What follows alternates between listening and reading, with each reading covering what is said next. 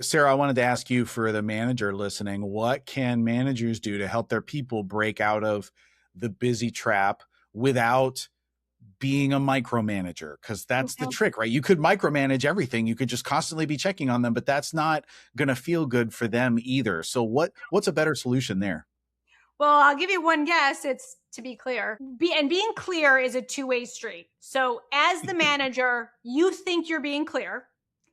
Give the person that you are managing a chance to respond to that and have them actually repeat back to you. And I know that sounds a little elementary, but to your point, Brian, let's stick with this meeting. We're in a meeting. The meeting's closing out.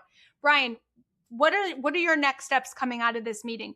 Have the person say it back to you and ensure that you are on the same page.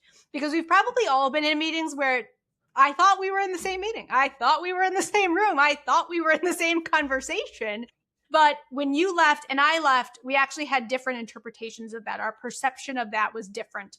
So can we just get on the same page and likely, great, write it down, put it somewhere, put it in your system so that we can remain accountable to that. But my encouragement is don't assume that you've been clear, and then make sure the people on your team have a chance to come to you and ask for that clarity.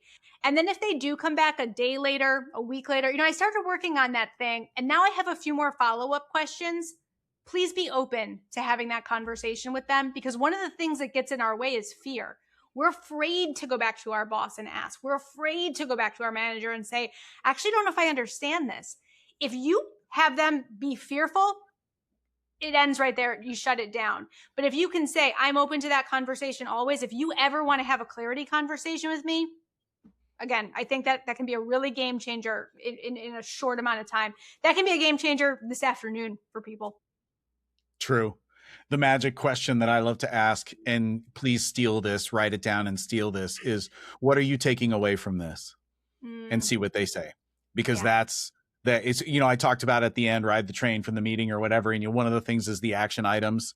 And I don't, like, you as the host of the meeting, you could go through and confirm the action items, but it's more effective if you just ask, what are the action items that we're taking away from this, and let people volunteer the ones that they wrote down or the ones that they're taking away.